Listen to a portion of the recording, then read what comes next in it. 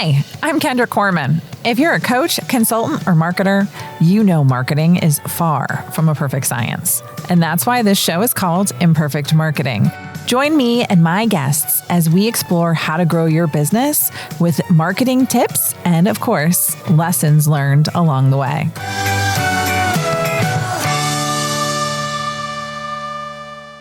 Hello and welcome back to another episode of Imperfect Marketing. I'm your host, Kendra Corman, and today I'm really excited to be talking about email marketing, one of my favorite topics. But today we're going to talk about why I stopped sending pretty emails and why you should too. If you are struggling over email templates and this title doesn't wrap well on mobile, but it's okay on desktop, and adjusting font sizes and things like that so it looks good on dark mode and light mode and all the modes, right? I've got some good news for you, right? I stopped sending pretty emails and my results got better. Been not sending pretty emails for probably 5 years now, maybe more. I had a sometimes once in a while email newsletter. I simplified that, got everything cleaned up. But my results have continued to increase because it feels like I'm writing an email to a person, not that I'm sending out an email blast. And I hate the word blast. But anyway, I started to pay attention to the emails that I engaged with. No, it's always dangerous, don't get me wrong, to believe that you are your target audience and that you're the one that buys your products. I get it. But I am my target to an extent, right? I have to be careful with some of that. But overall, it's business owners, right? It's people that are time constrained and don't always have the time to do all their marketing or don't know what steps to take next. Now, 25 years, 20 plus years of marketing, I do know what steps to take next for the most part.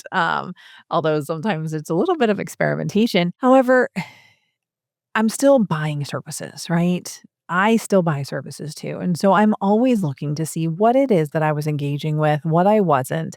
And the second it looked like a newsletter, unless it had really, really, really good content, I deleted it. And by really, really, really good content, I mean somebody that I knew wrote something that I wanted to see.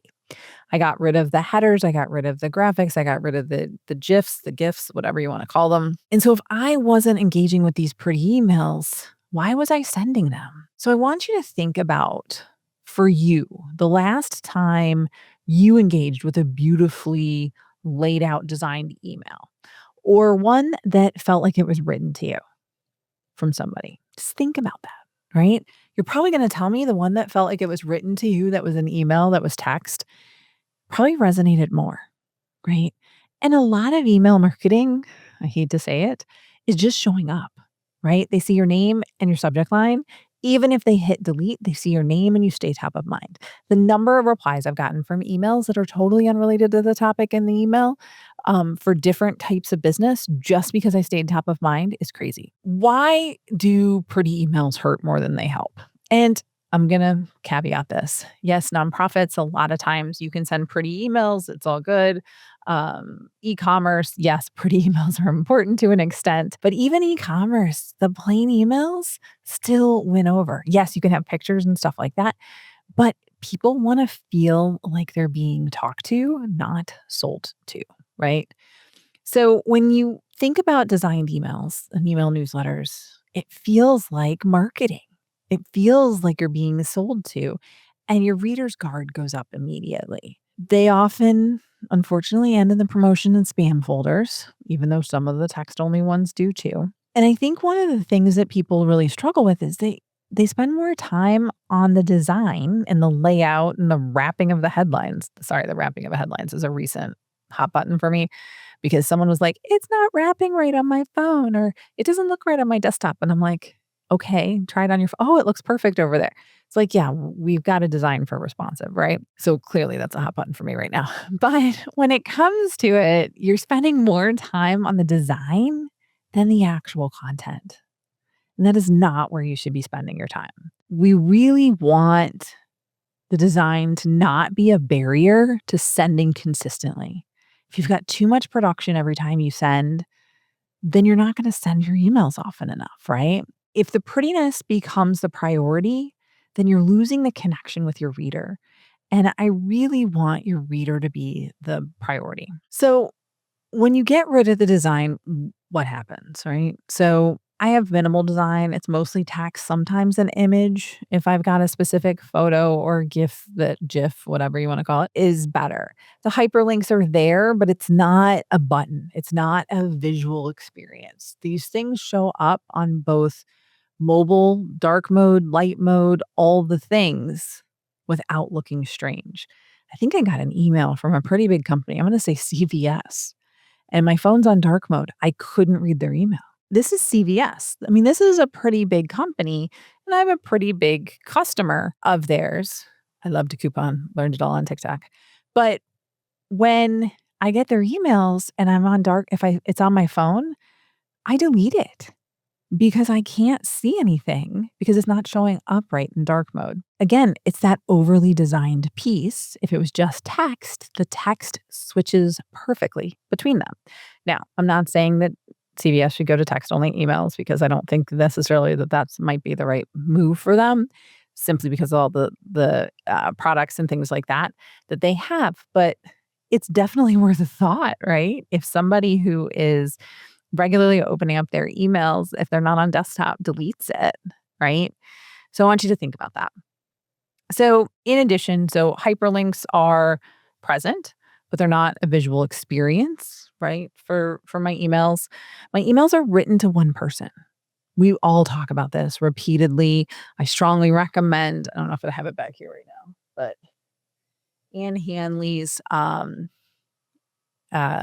book, Everybody Writes, great book, talks about how you should be talking to that one person.